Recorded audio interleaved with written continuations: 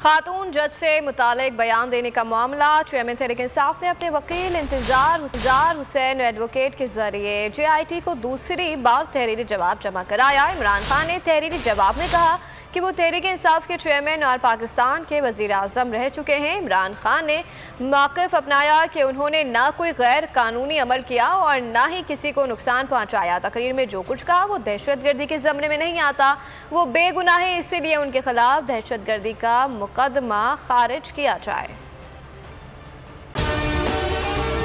अगर आपको हमारी ये वीडियो पसंद आई है तो लाइक पर क्लिक कीजिए।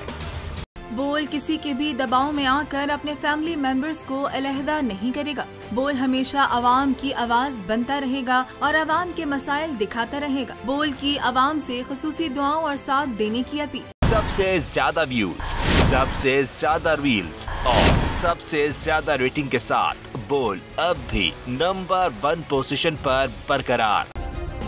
सब्सक्राइब करें और बेल दबाएं ताकि कोई खबर रह न जाए।